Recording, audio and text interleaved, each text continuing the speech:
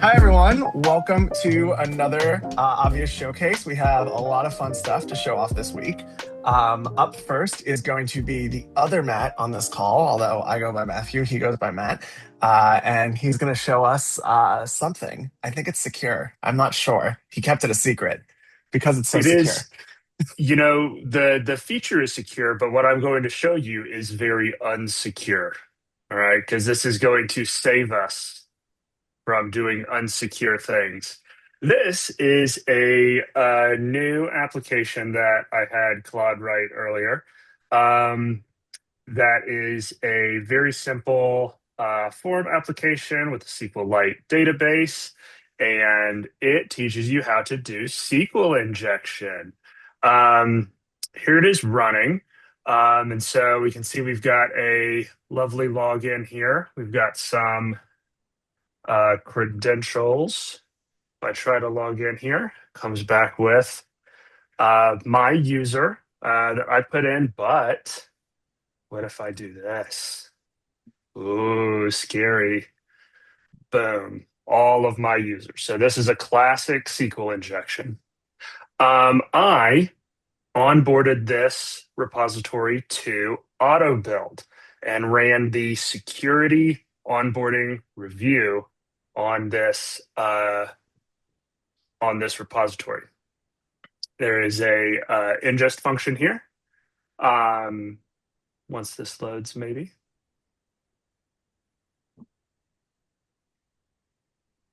Come on.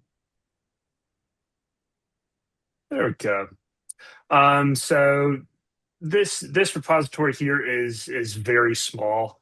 It literally has like two or three meaningful files, and so this ran through quite quickly, minute 46 seconds. This is based on the architecture for DeepSec from Vercel, and so it starts off by doing a regex scan for some security hotspots. It's got 50 matchers, all kinds of stuff in here. It found a couple of matches. Phase two, it goes into a LLM analysis. And so we can start seeing here that it's found some things that it's going to investigate further. It goes to a revalidation stage to actually make sure that these things are actual vulnerabilities, and so you can see it's starting to find specific exploits. It's going to assemble some context, and finally, it is going to actually create some context here. This failed because I don't have bibliography running, but let me show you just in the database what it came up with for this example repo.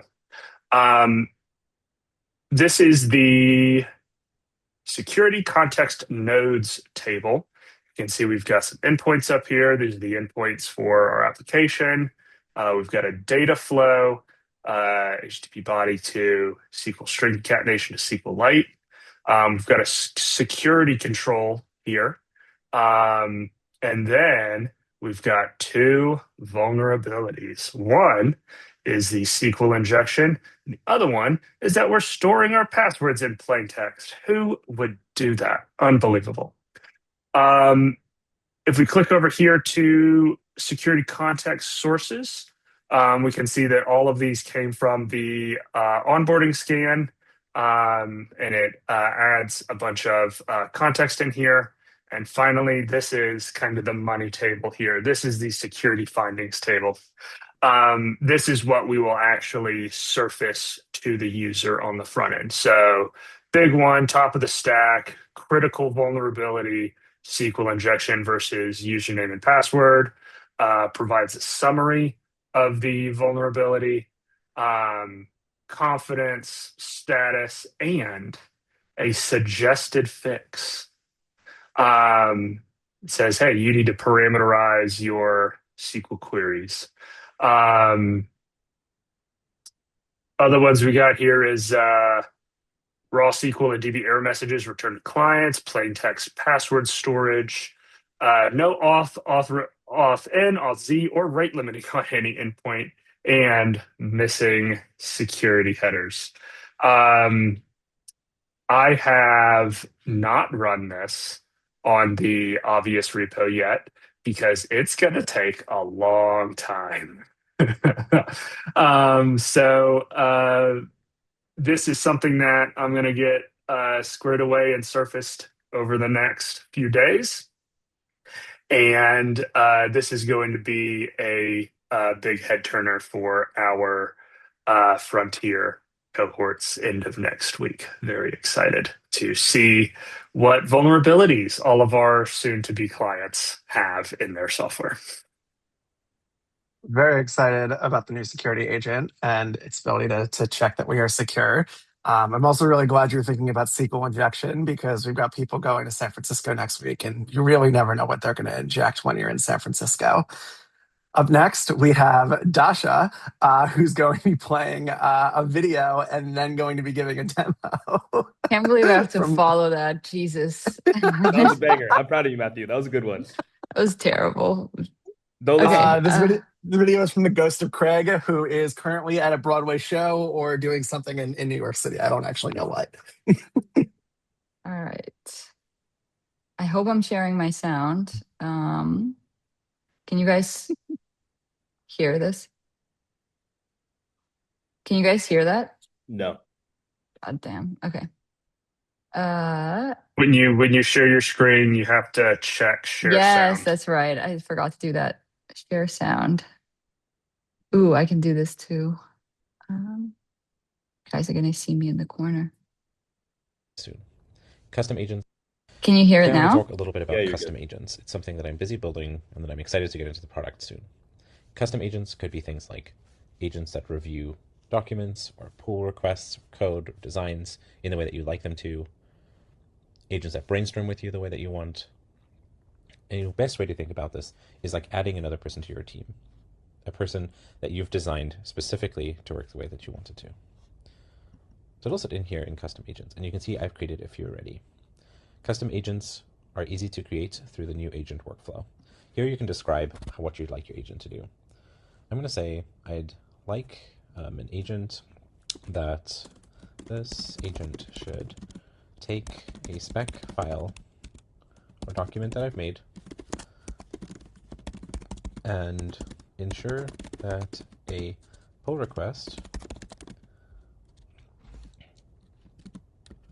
completes the work in the spec as expected. If it doesn't, it should either mark the spec as needing updates and suggest the updated dates to be made so that I can reference them, or leave comments on the PR to help the agent correctly implement the spec. Now there's holes in this, and so I want to show you a few ways that we can fix that. For example, how would it know which one to do between leaving comments on the PR or making a document? When I click continue, the build process starts. In the background, an agent decides whether there's enough information to continue or whether there's open questions. So here's the question that I was just saying is left open-ended. And so I'm really happy that this is the question it asks, because it's saying when a PR full shorts, what should the agent's first instinct be, right? To flag the spec or to comment on the PR? I actually, in this case, want to decide each time, because sometimes things are done in the code with a really good reason, and the spec was out of date or incorrect, and sometimes it's the other way around. And so this is what I want this agent to do. How deep should the review go? I actually want it to be very deep. Let's say line by line. Where do my specs live? I'm going to say in obvious and in GitHub. Specs in obvious, code in GitHub. This will now build out the agent's profile. So in the background, we're going to build out a system prompt, a persona, ways of working, and capabilities that this agent is capable of. All right, so once our agent is built, we can have a look at the persona that's been written for it, the spec sentinel, so it's given it a name. We can change things. For example, giving it emoji, icons are coming soon, and colors. We can see the different versions that have been created of this agent, its capabilities, ways of working, and then we run evaluations, and these are going to get more and more robust over time, that ensure that the agent operates correctly. So here we can chat with this agent to get a feeling for how aligned it is to what we generally wanted from our agent. We can also go in and have a look in more detail at what the system prompt and persona were here for the agent. So we can see here, Spec Sentinel is a meticulous, no-fluff technical reviewer with the temperament of a senior staff engineer who's seen too many PR shift with quiet drift from the original intent. Speaks plainly and precisely. And so this is giving it a sense of how to interact with the user. And then the system prompt is giving it a loop here, which it should go through a core loop for each PR and spec that it comes across, and a way to communicate with the user. So I want to show you how a custom agent comes to life in a project. So in this case, I'm going to select our custom agent that we just made from the agents list. I'm going to give it 2 pull requests, which should align with this spec that was created.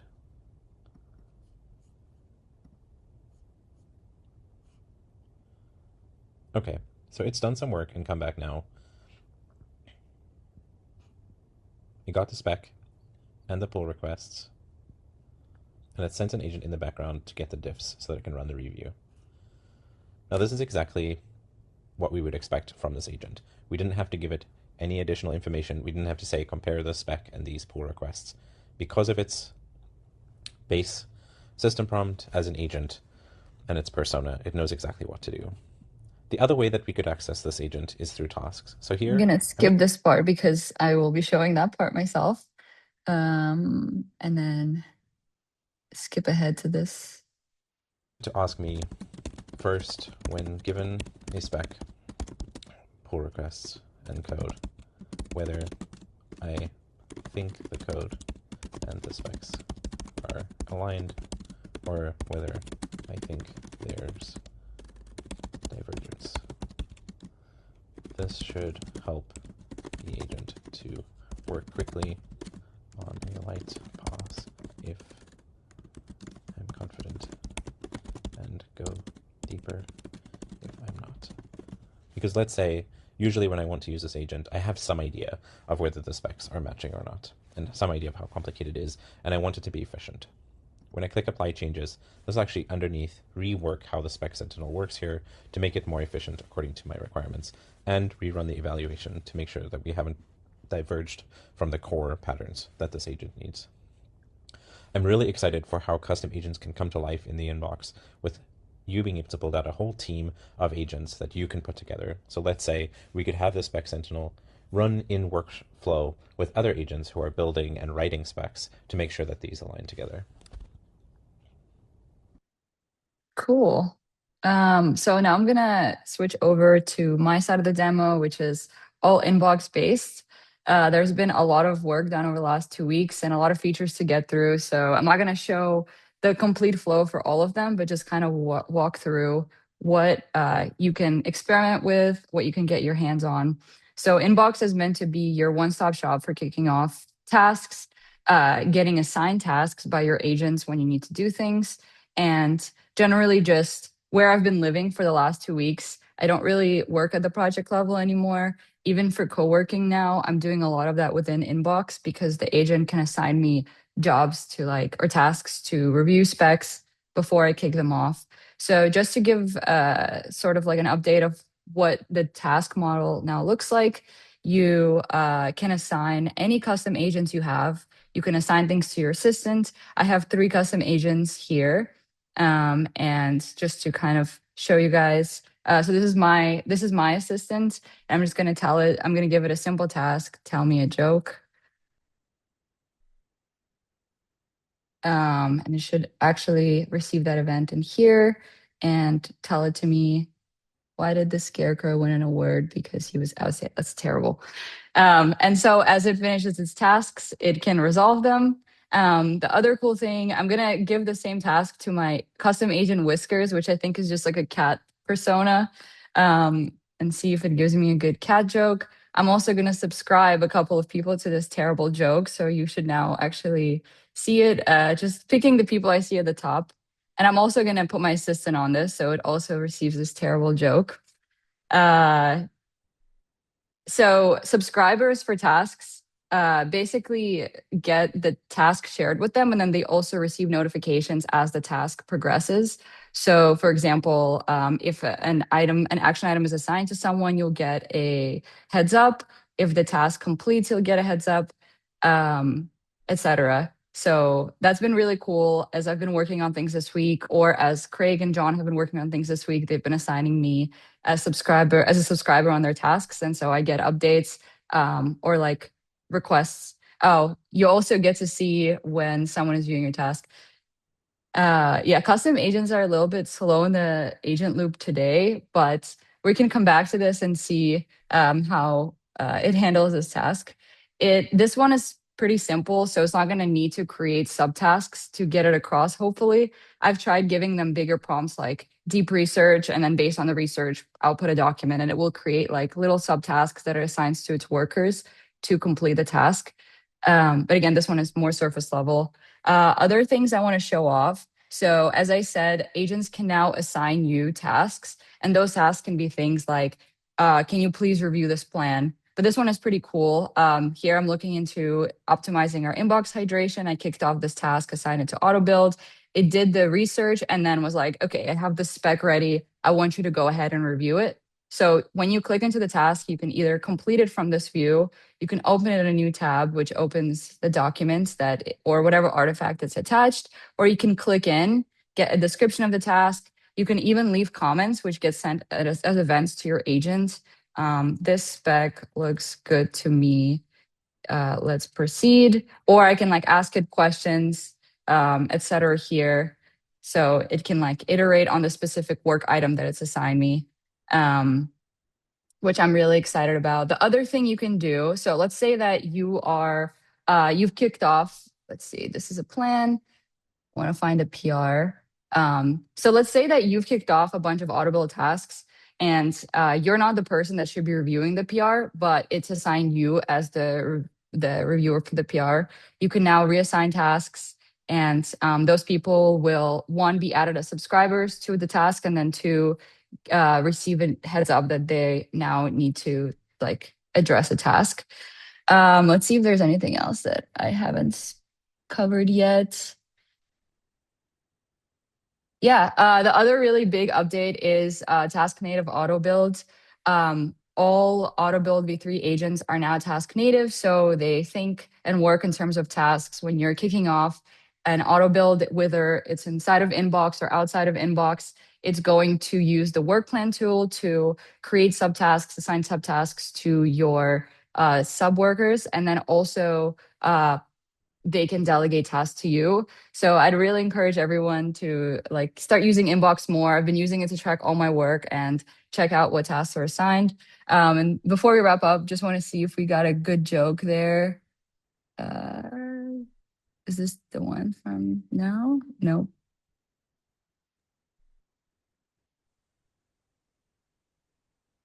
Oh, that's terrible, guys. Okay, cool. I'm going to wrap it up here. Dasha, the last couple demos, Craig just made a video. Are you sure Craig isn't a custom agent? That's terrible. Okay, cool. Well, Dubster's going to review the situation. He is going to show us a new PR review artifact. So, Dubster, you want to take that away? Oh yeah, let's go. So we've made it easier to do code review from within Obvious. So when your agent raises the pull request, you should be equipped to like have everything you need to gain conviction that this is a good pull request, and then you can stamp it with a looks good to me. So the new overview has the PR description embedded at the top, normal stuff. This is a project to build a molecule artifact within Obvious, so we can do chemistry, drug discovery, stuff like that. And below the description, we have a reading guide. So a code agent goes through the PR and looks at all of the files and does a logical grouping on like, what's the story behind this? How should the reviewer go about this? And it like annotated it so that it's better context than just like the file structure. So here it focuses on the backend contract. You have a little map that shows you which parts you have already covered. So if you like feel good about these changes, you can just jump ahead and look at the front end stuff. So that way, maybe you ignore the tests and you feel good about the code and you can move on. So the thing you want to review about the code is not just the lines of code that changed, but also the behavioral stuff. So we have the evidence tab where QA runs within threads, collect some screenshot evidence that you can look at and check if, like, I guess the code isn't as good as we hoped. Mostly this is like issues coming up, but yeah, you have several runs that you can switch between and look through the scenarios, drill deeper into the visuals. Based on that, maybe have a follow-up in chat, which changes will be required. If you do want to play around with the app, though, you can go to the preview tab and have an embedded preview. To save you the spinner, I have it open here. So you can see, like, if you were to create an artifact, you have molecule as an option now. I don't know what happens if I click it though. I guess not much yet. Okay, so this is for the behavioral. If you do have doubts about the code, you can still have the normal file-based diff view in like the order of alphabetical folder structure and look at it in a more focused way. If you need even more context, maybe like a function has been used that you don't know what it actually does, you do have the option to jump into a full VS Code session that is checked out to the branch that this is currently working on. That's happening here in code. So to save you the spinner, well, I guess that didn't work. Let's just do it here.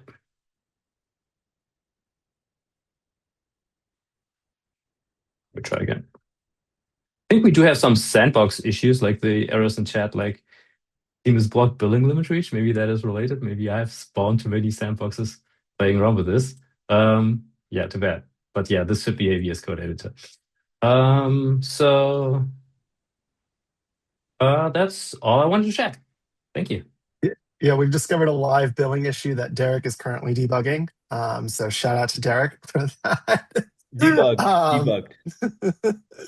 Jamari, are you going to be able to show us your mentions, or is this or are you blocked on billing?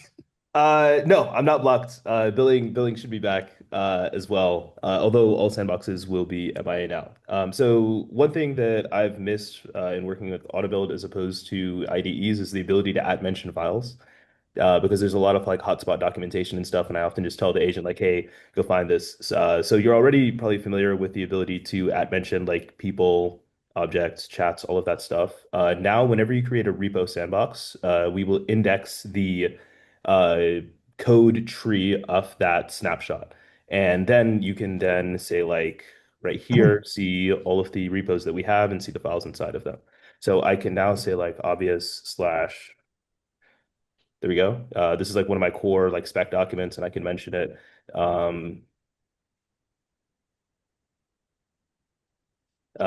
This one would be like a hotspot for Matthew, good old document renver, for example. And then I had a chat earlier where I shot a message that had a mention inside of it so that the agent could like go have time to look up and then see what it has to say about it. This is how it appears to the agent. It gets the full path inside of it, inside of the repo sandbox, so it knows exactly what to look for. So there's no more like guessing or anything like that.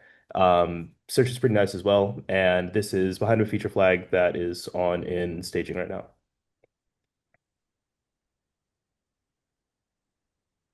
That is dope. Thank you so much, Jamari, for mentioning that.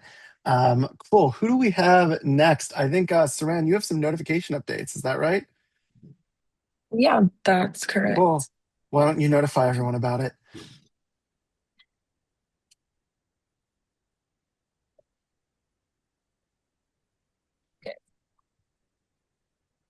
So this will be pretty quick, but I basically, in the notifications panel, we now have a section for needs action notifications, and that is like high priority things like granting access to projects, which I know that has been a hassle in the past, just having to go through emails, but now you can grant access directly in the notifications. So you'll just, and then that will pop away.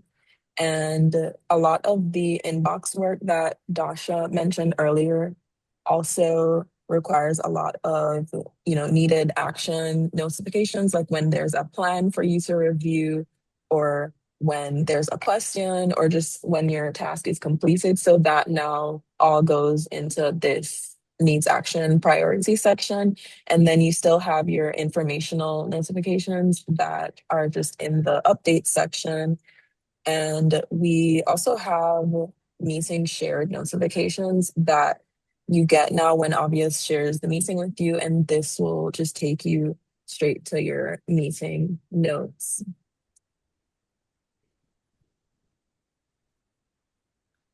Okay, that's all I have for you guys. Cool.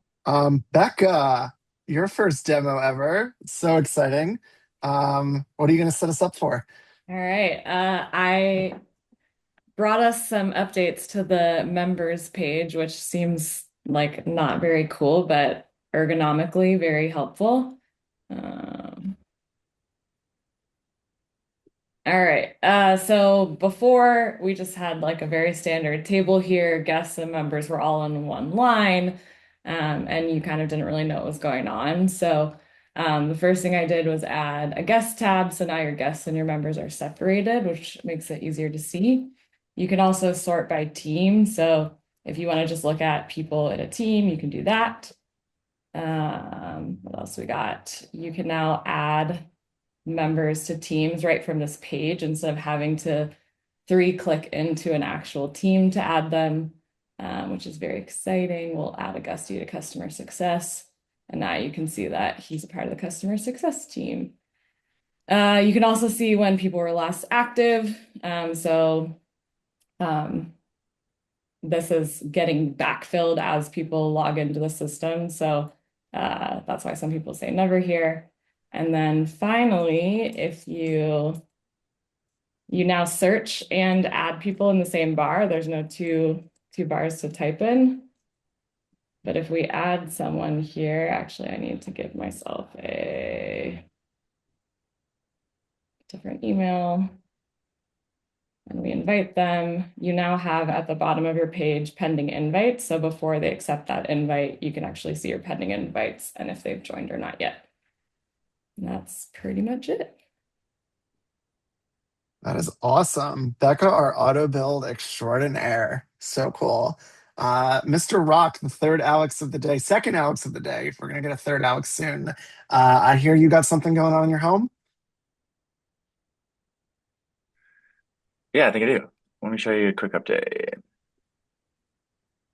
So we want to create a little like hub for people to land on when they're either new to a project or if you have a bunch of stuff going on and there's like way more than just the 3 things in here. So we created a project home. So you have a little cover photo. If the project makes sense to have like a status, kind of like a linear project or something, you can have like a target date and a lead on it. You can add links. This section is kind of like a description that you can just add a bunch of content to, Markdown or a WYSIWYG editor. You can highlight certain artifacts. This kind of section is like a prelude to the context section that we already have, where it creates the overview and looks for things inside of it to create its own knowledge base, but calls out there if that's important. You can put some charts and metrics if you want to keep track of what's going on inside of it really fast. And you can kind of build this up however you'd like to give it life to anybody. So this section kind of just gives you like a rundown, and then this section gives you an activity like pulse. So if you wanted to like see what was going on with a certain thread, they should pop up here and show you kind of like what threads are running where. So if you have a whole bunch of auto build ones going, it'll build this up pretty nicely. But yeah, here's this rundown of Project Home. Finding me all the best sourdough that I can. Cool. Thank you so much. I love that you have all those things in your home, Rock. Who do we have next? I want to save our mobile guys for last because they're pretty exciting. I'm going to do a quick demo of code review and where that's at. So in V3, let me share my browser right here. We are automatically doing code review as part of the auto build process. So you could see for like any given thread, it produces the pull request and then it actually reviews it. And it produces this review document that we can use right here that kind of like tells it what what were the failure modes, etc. And it'll go back and forth with the agent. So now you have kind of red team, blue team, your implementer, and then your reviewer going back and forth on a PR. Previously, this required a bot running on GitHub. But if you're building outside of AutoBuild and you want to demo something and you want to review something, you can also have your PRs be set up to review via AutoBuild. So all of these PRs were made by just regular, like using Cursor or something else, and Obvious stepped in and left comments. We've also made some pretty significant progress to .obvious, and I can't believe it, but I'm just going to share Cursor for a second. Because the things in here are in our repo, which are repo-level skills. So in this case, you can see we have like a DB migration skill that we've checked into the repo. And now Obvious agents will know how to load, how to handle DB migrations just for this repo, which is pretty nifty. And I had one more thing. Right. So for reviewers, you can also specify specific files that you want to be reviewed from different angles. So you can just ask the agent for a security reviewer, and it will spin up a custom security reviewer, which will eventually be Matt's fancy security reviewer. Right now, it's just my little one. And that is what's going on with our config stuff. Cool. Let's have Andrew show mobile, and then we will have Auguste show the new Mac thing. The new Mac thing. Excited for that. Let me show you the old iOS thing. Okay. We all want inbox on mobile, right? Well, it is here. Oh, wrong tab. Eras tour stage concept. That's got to be a Gersman. That's got to be a Gersman project. Yes, it is. That was mine. Okay. All right, here is inbox on mobile. So been doing a lot of work trying to keep up with all the changes to inbox and get them in the app. This is where we're at with that. So as you can see, we are surfacing things that need action up here at the top in this card view.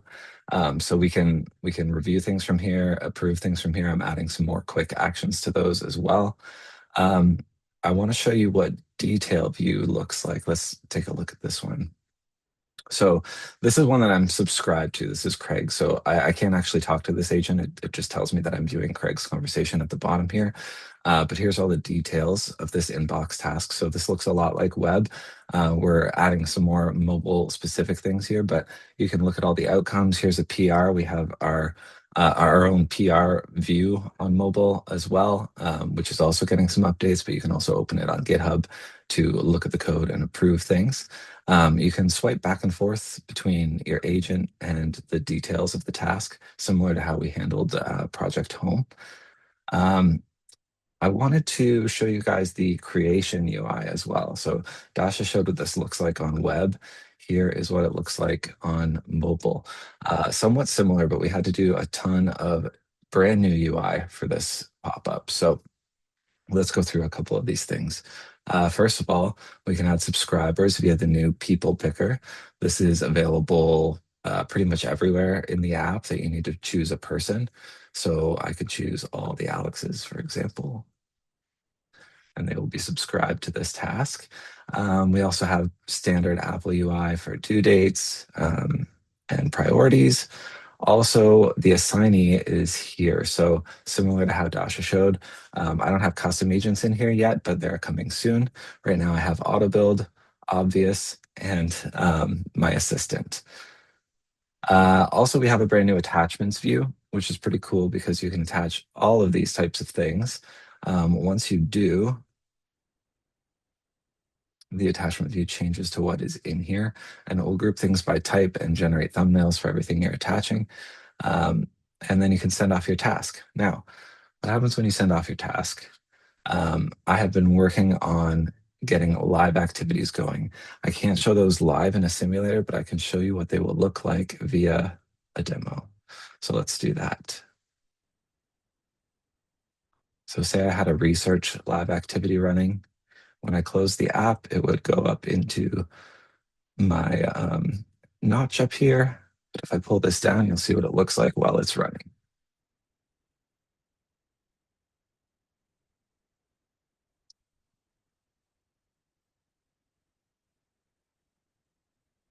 So this hooks into the agent lifecycle for a task. And once you've got an outcome, shows what the outcome is and lets you tap on it to action it.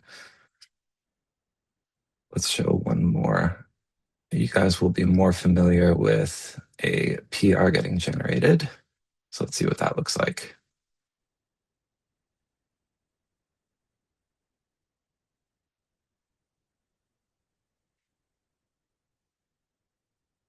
Now these are all faked, but I am hooking it into real data as we speak. And there's your PR. And that's it for me. Let's get a look at the new Mac app. Yeah, so what do I do if I want to look at a phone size window on my very large screen? Hi guys. Let me let me share my screen. Oh, I need to grant access to Zoom. Then I will have to restart and rejoin. 1 second. Cool. Augusti is going to get his screen share working. Does anyone else have a demo they'd like to show in the moments while we wait for that? Young Alex, I know that you have built something.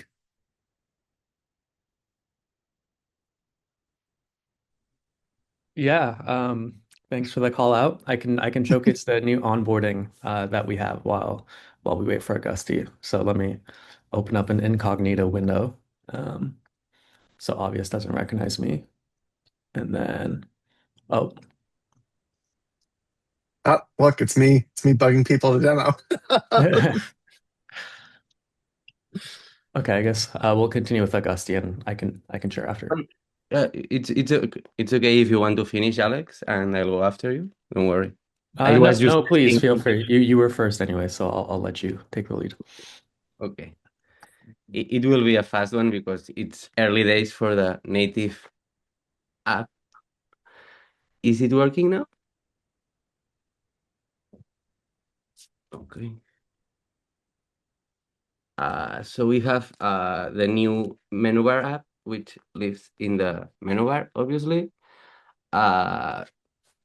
It's basically a little view into tasks inbox right now and notifications.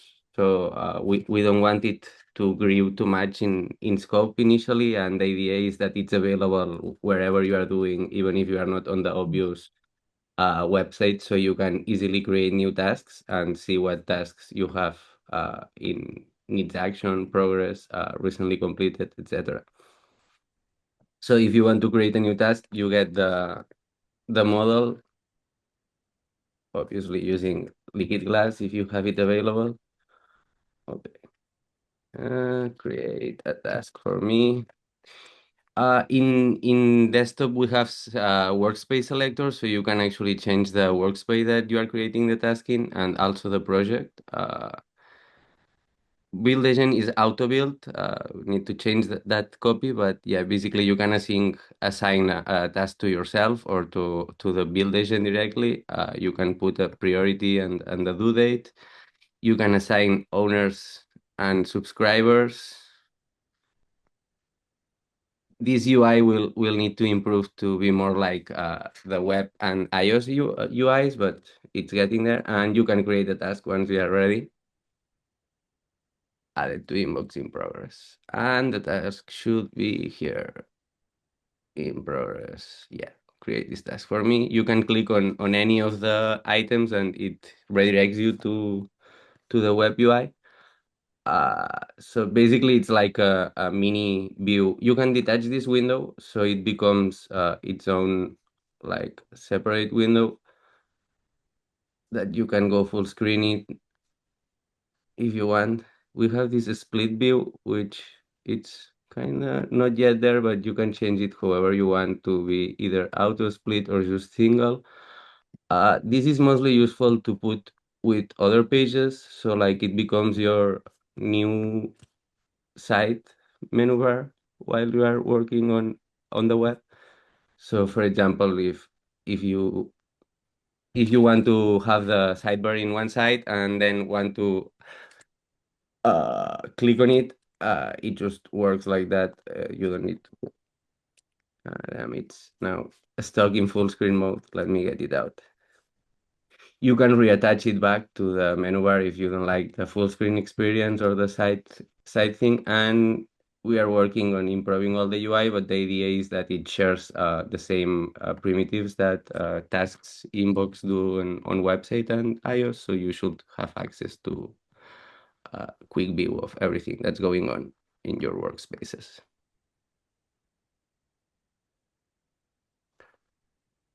Settings, you can customize some stuff like the shortcuts. Defaults are Alt Command O to showing the menu bar and Alt Command T for a new task.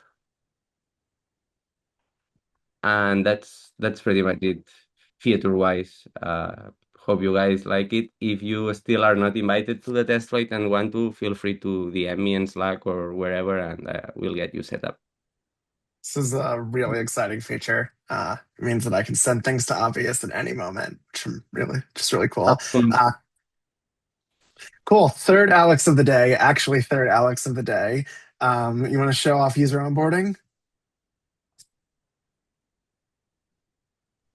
And you're muted, third Alex. I would love to. So let's take a look at the new onboarding flow that I've been working on with John.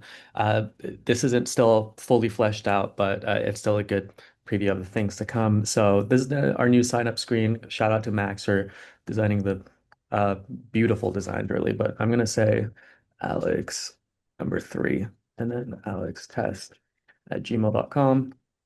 And we're going to enter some made up password that is going to be very secure. And then click sign up here. And when the user signs up, first they say, hey, Alex 3, what kind of work do you do? So in this case, you can select anything here. I'm going to go ahead and click on product management because why not? And then obviously it's going to ask us, what do you want to focus on? So, everything from specking to backlog grooming. We know we love that. So we'll go ahead and continue. And then obviously is going to, based on what we selected, present the tools that might be most relevant to us. So here it suggested Notion, Slack, and Google Drive. Right now, these are just the connectors that we have, but we're wanting to put basically any and all tools in here and let you connect them to Obvious via your secret. So you can click on them to connect them. But for the sake of this demo, I'm just going to go ahead and continue. And then Obvious will suggest prompts based on the options you've selected. And we're doing some work to essentially make these prompts a lot better, a lot more personalized. But for example, here it says use that Slack to turn this week's product discussion into themed customer feedback. And then we'll click on try it. And we'll be immediately taken to a new Obvious project with that prompt, with our connector selected, and then Obvious is gonna essentially kick us off. So the goal of this new onboarding experience is to just get the user integrated and into their first useful Obvious conversation, and we'll be measuring the response, the follow-up rates at various points to try and optimize how much, how many users essentially follow through that process. So that's the update on the onboarding.